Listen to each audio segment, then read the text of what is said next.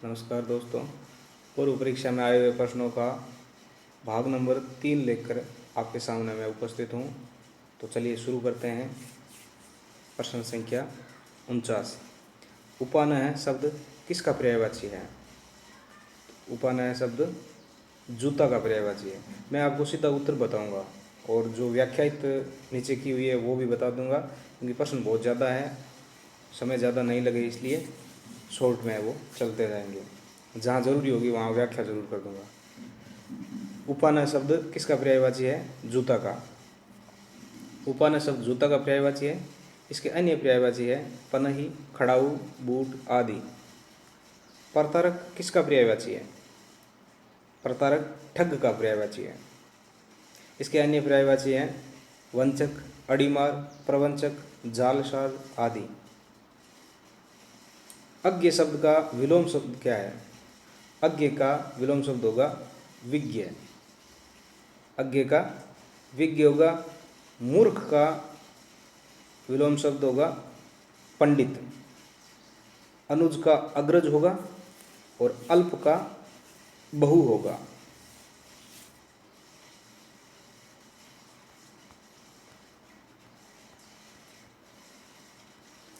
आगे है स्वजाति शब्द का विलोम है।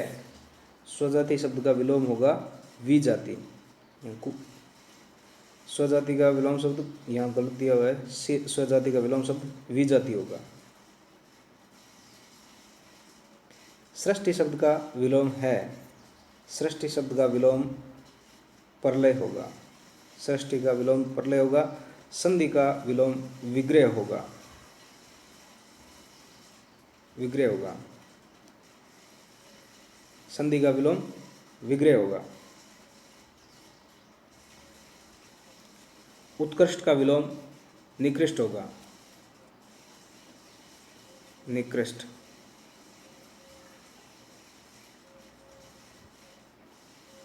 परिश्रम शब्द का विलोम है। परिश्रम का विलोम है विश्राम। अंश शब्द का अर्थ है, देखिए, एक तो होता है अंश,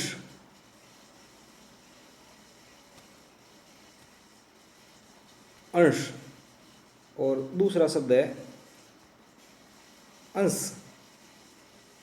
तो इस अंश का अर्थ होगा कंधा और अंश का होगा भाग। अंश का होगा भाग या हिस्सा। भाग या हिस्सा हो, अंश का होगा। ये ध्यान रखने योग्य बात है। निम्नलिखित शब्दों में से अर्थ का अर्थ नहीं है, अर्थात अर्थ शब्द का इन 4 विकल्पों में से एक है वो विकल्प मतलब नहीं होता है। तो इसके अंदर अर्थ का अर्थ धन होता है, अर्थ का अर्थ कारण भी होता है, मतलब भी होता है, लेकिन विश्वास इसका अर्थ नहीं होता है। पक्षी शब्द का पर्यायवाची है। पक्षी शब्द का पर्यायवाची, पक्षी शब्द का पर्यायवाची द्विज होता है। पक्षी शब्द का पर्यायवाची द्विज होता है और द्विज के अनेकार्थी शब्द होते हैं, जैसे ब्राह्मण है, इसके अलावा आपके दांत हैं, चांद है, और इसके अलावा आपके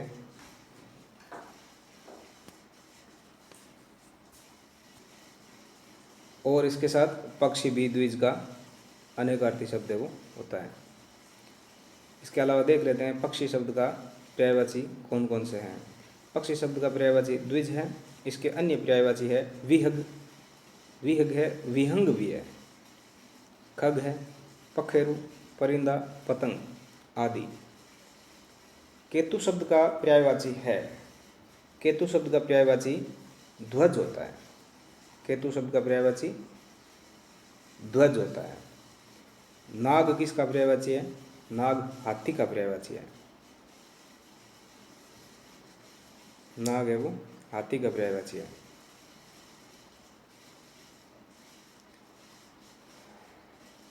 केतु के अन्य भी पर्यायवाची हैं, झंडा है, पताका है आदि। निम्नलिखित वाक्यों में से कौन सा वाक्य शुद्ध नहीं है? शास्त्री जी की मृत्यु से हमें बड़ा दुख हुआ है। मुझसे ये काम संभव नहीं है। प्राय ऐसे अवसर देख आते हैं जिसमें लोगों को अपना मत बदलना पड़ता है। मैं जा रहा हूँ। तो इसका सही उत्तर होगा विकल्प संख्या ए। यानी इसमें ये होगा कि शास्त्री जी की मृत्यु से हमें बड़ा दुख हुआ, मतलब ये है वो नहीं आना चाहिए था।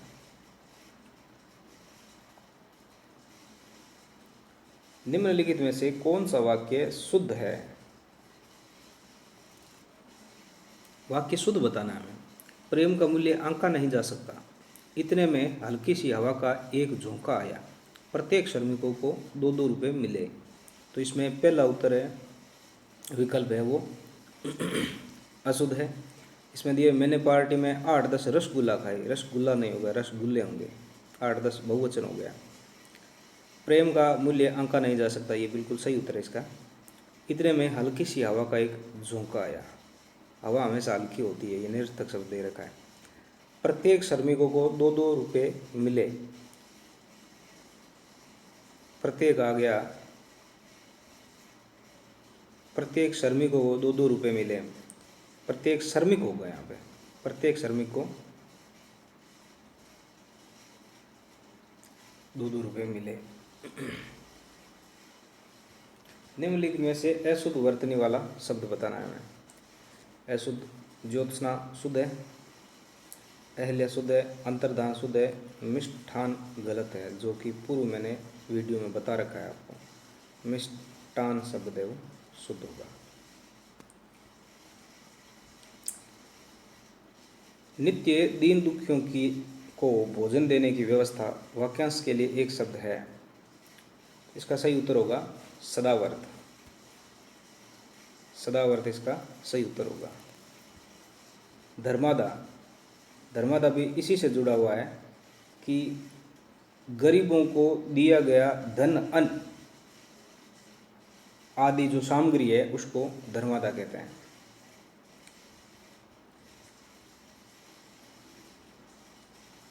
हाथी की पीठ पर रखे जाने वाले आसन के लिए एक शब्द है। इसका सही उत्तर होगा होदा।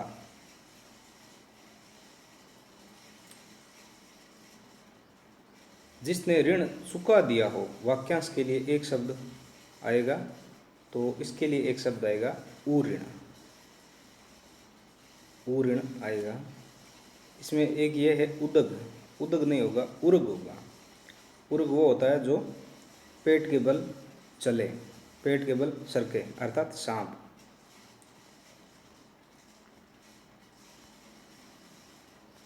नेक्स्ट है, जिसने ऋण चुका दिया, वाक्यांश के लिए एक शब्द ऊऋण होगा, जबकि जो सीने के बल चलता हो के लिए एक शब्द उदग होगा। उदग नहीं, उर्ग होगा इसका, उर्ग। सुषुप्ति का विलोम शब्द है। सुषुप्ति का विलोम शब्द जागृति है। जागृति। जबकि स्वप्न का जागरण तथा सोना का जागना विलोम शब्द है। कक्षा शब्द का शुद्ध उच्चारण है। कक्षा शब्द का शुद्ध उच्चारण यह है। इसमें क आ गया। स किससे मिलकर बना है? क और श से। इसलिए इसका सही, अगर हम सही रूप लिखें तो क आधा और सा, ये इसका शुद्ध रूप होगा। ओग शब्द पर्यायवाची है। ओग शब्द किसका पर्यायवाची है? ढेर का। ओग शब्द ढेर का पर्यायवाची है। ढेर के अन्य पर्यायवाची है अंबार, राशि, जमाव, पुंज आदि। नेक्स्ट है, देहधारी शब्द पर्यायवाची है। देहधारी शब्द किसका है? देह को धारण करने वाला, अर्थात जीव के लिए आया है। देह शब्द जीव का पर्यायवाची है। इसके अन्य पर्यायवाची है प्राणी, प्राणधारी, देह, देही। जीवधारी आदि, जबकि जीवा जीव का तथा जल पानी का पर्यायवाची है। ऋजु शब्द का विलोम होगा, ऋजु शब्द का विलोम होगा वक्र।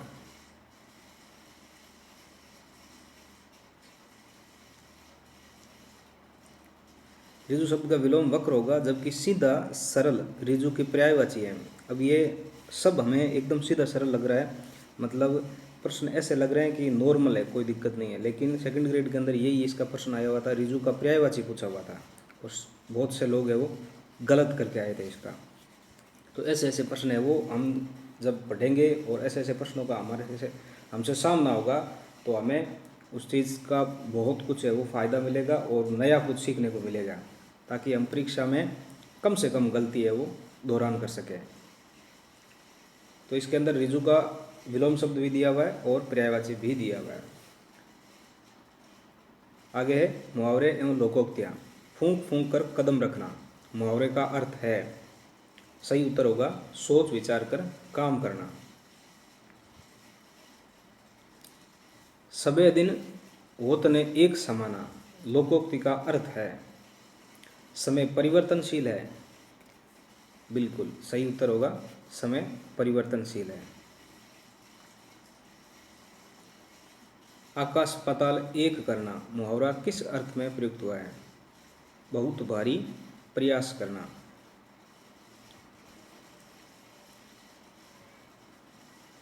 मेंढकी को जुकाम होना का अर्थ है बिना योग्यता के योग्य होने का नखरा करना। मुंह की खाना मुहावरे का अर्थ है बुरी तरह से हार जाना। भारत और पाकिस्तान का मैच हुआ तो पाकिस्तान को मुंह की खानी पड़ी। जिस पत्तल में खाना उसी पत्तल में छेद करना कहावत का अर्थ है। इसका सही उत्तर होगा कृतज्ञ होना। कृतज्ञ होना एक होता है कृतज्ञ और एक है कृतज्ञ। कृतज्ञ वो होता है जो किए हुए कार्य का उपकार मानने वाला हो, और कृतज्ञ वो होता है जो किए हुए कार्य का उपकार न मानने वाला हो, अर्थात धोखेबाज हो। इसका उत्तर सही होगा कृतज्ञ होना, यानी जिस पतल में खाना उसी पतल में छेद करना।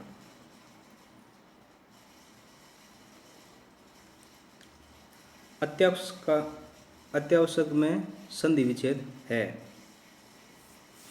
अत्यावश्यक का संधि विच्छेद होगा अत्यावश्यक अति धन आवश्यक। ई धन आ बराबर क्या हो जाएगा या, और या किस में आता है यण के अंदर।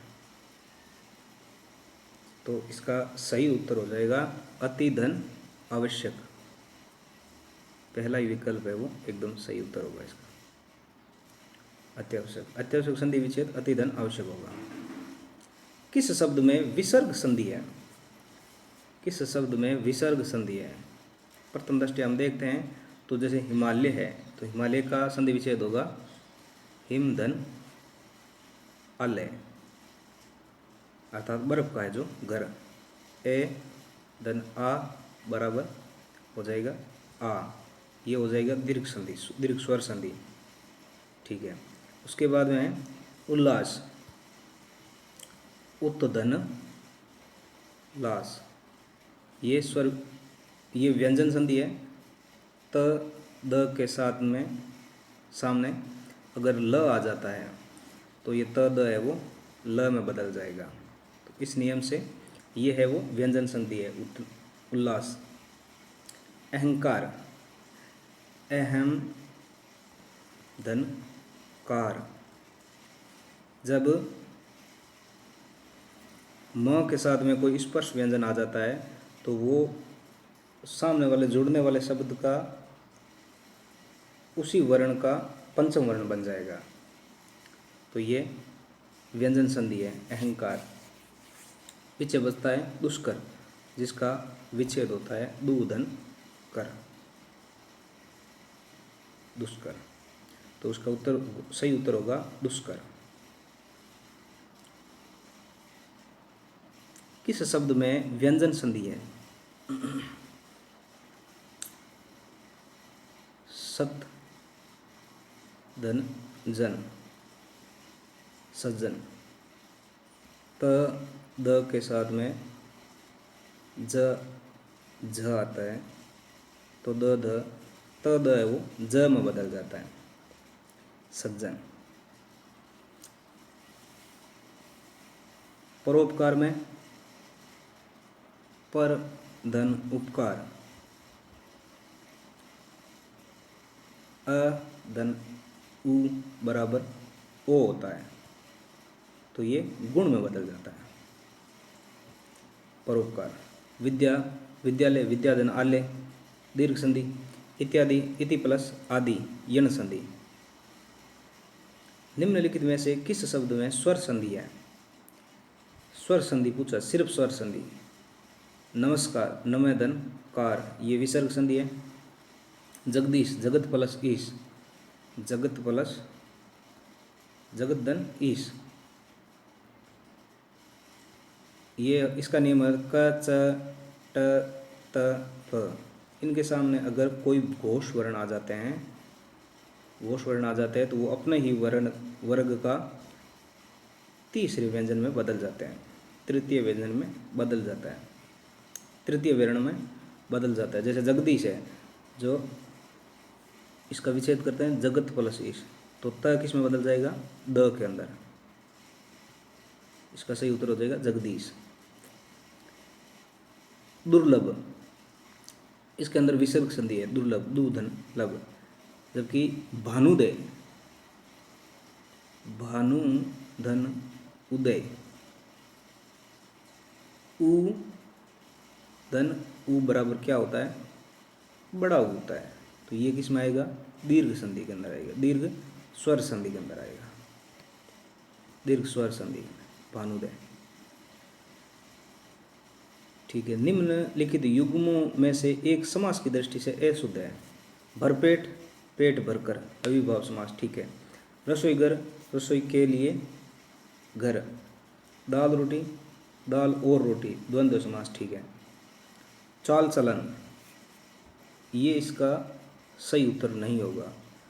चाल चलन के अंदर अविभाव समास नहीं होगा। चाल चलन के अंदर चाल और चलन, इसके अंदर द्वंद्व समास होगा। चाल और चलन, द्वंद्व समास होगा, चाल और चलन। अगला है पतझड़। पतझड़ में कौन सा समास है? पतझड़ में कर्मधारय समास, कर्मधारय नहीं, इसमें बहुब्रीहि समास होगा। इसका विग्रह हो गया, झड़ते हैं पत्ते जिस मौसम में वह, अर्थात एक मौसम विशेष के लिए आ गया पतझड़, एक मौसम विशेष रूढ़ हो गया। रातों रात, रातों रात में समास होगा अविभाव समास, रात ही रात में, रात ही रात में। द्वंद्व समास में दोनों पद प्रधान होते हैं, बीच में और इत्यादि आदि का शब्द का लोप हो जाता है। तत्पुरुष समास दूसरा पद प्रधान होता है। कर्मधारय में विशेषण विशेष्य या उपमेय उपमान की प्रधानता होती है। कूप मंडूक में किस समास की योजना है? कूप मंडूक में इसका उत्तर होगा बहुब्रीहि समास है। जिसका ज्ञान कूप अर्थात सीमित हो वह कूप मंडूक कहलाता है। मुंह तोड़ शब्द में समास होगा, मुंह तोड़ में तत्पुरुष समास होगा, मुंह को तोड़ने वाला, कर्ता ने कर्म को, यानी कर्म तत्पुरुष समास है इसमें। जिस समास का प्रथम पद गौण हो तथा उत्तर पद प्रधान हो, साथ ही साथ विभक्तियों का लोप हो, वहाँ तत्पुरुष समास होता है। इनमें से भाववाचक संज्ञा है, इसका सही उत्तर होगा चिंता। चिंता भाववाचक संज्ञा है। जिस संज्ञा शब्द से व्यक्ति या वस्तु के गुण या धर्म, दशा अथवा व्यापार का बोध होता है उसे भाववाचक संज्ञा कहते हैं, जैसे बुढ़ापा, सजावट, ममता आदि। निम्नलिखित में से कौन समुदायवाचक विशेषण है?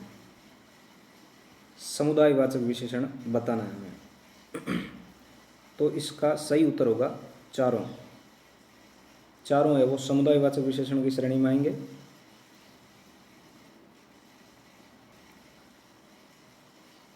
और इसके साथ साथ जैसे चौगुना है तो चौगुना आवर्तीवाचक विशेषण में आएगा, आवर्तीवाचक। ठीक है। चौथा है वो क्रमवाचक विशेषण मानेंगे। चौथा, पांचवा, छठा, 4, 5, 6 ये है वो गणनावाचक विशेषण मानेंगे, यानी 4, 5, 6, 7 ये गणना कर रहे हैं। चौथा, दूसरा, पहला, पांचवा ये क्रम निर्धारित बता रहा है। और चौगुना, 4 गुना यानी ये आवृत्ति का बोध करवा रहा है।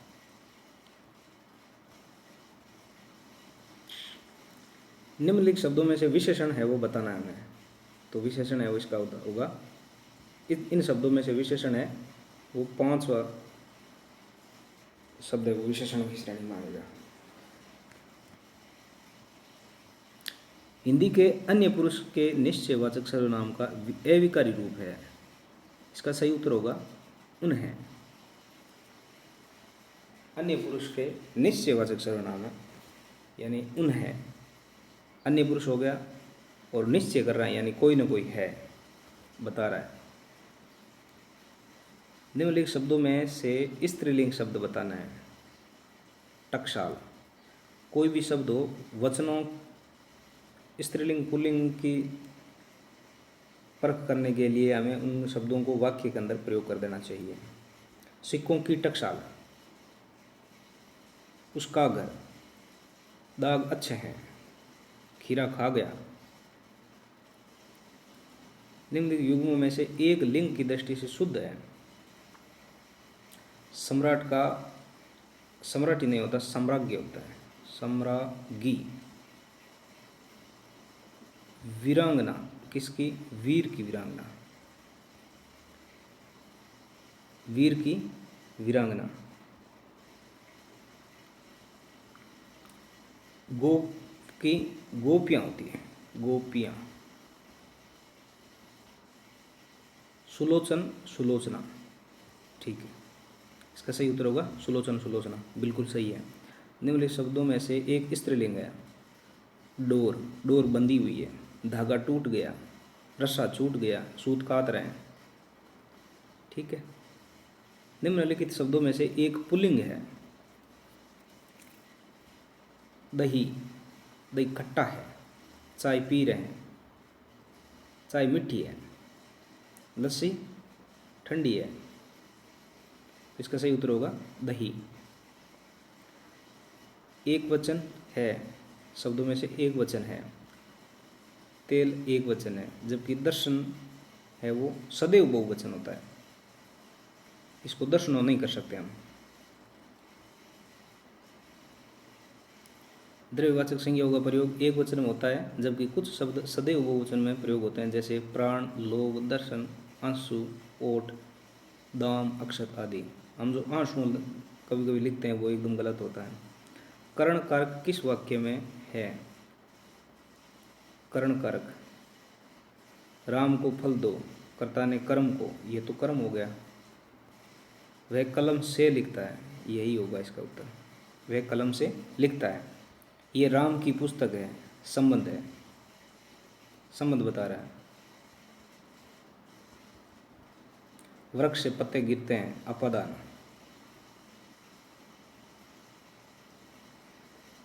अपादान किस वाक्य में है?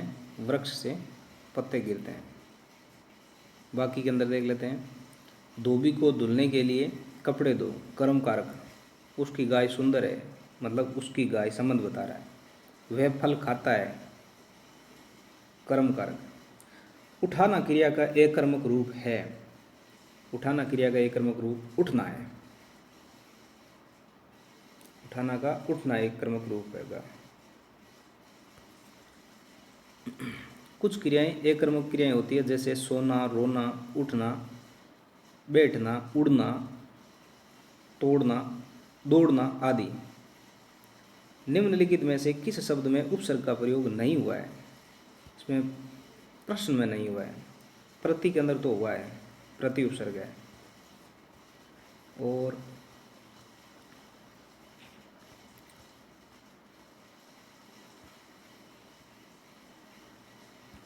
अधि के अंदर हुआ है, अधिकार के अंदर अधि है, संस्कार के अंदर सम उपसर्ग है। निम्न शब्दों में से एक में उपसर्ग का प्रयोग हुआ है, एक में हुआ है। नि ढाल, ढाल, निढाल, नि उपसर्ग, बाकी में नहीं हुआ है।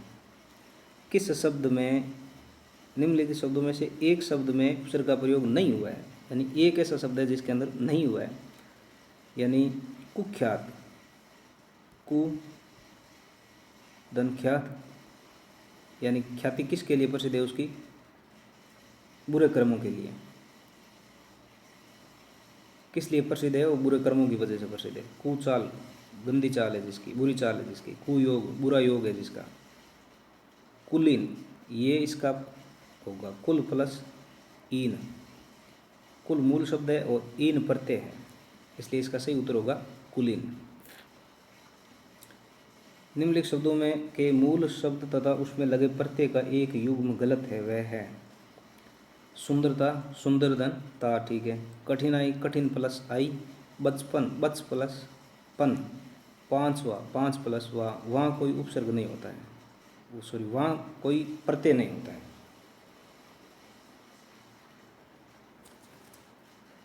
प्रामाणिक शब्द के मूल शब्द और प्रत्यय का सही अलगाव होगा, इसका होगा प्रमाण धन इक, प्रामाणिक।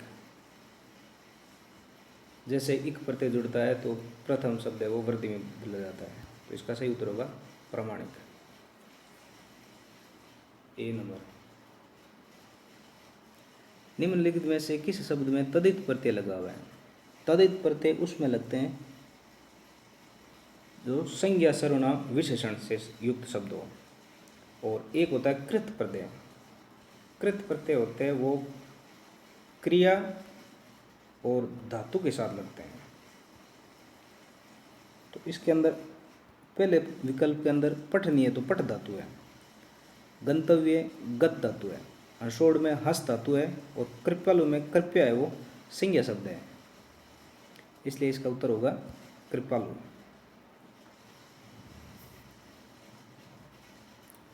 जमादार शब्द स्रोत के आधार पर किस वर्ग का शब्द है? जमादार में जमा और दार दो शब्द है वो जुड़ करके बने हुए हैं। जमा है वो अरबी भाषा का शब्द है, जबकि दार है वो फारसी भाषा का शब्द है। तो वो शब्द जो किसी दो अन्य भाषाओं से जुड़ करके बनते हैं वह संकर शब्द कहलाता है, वह संकर शब्द कहलाता है। इसके लिए इसका उत्तर होगा संकर।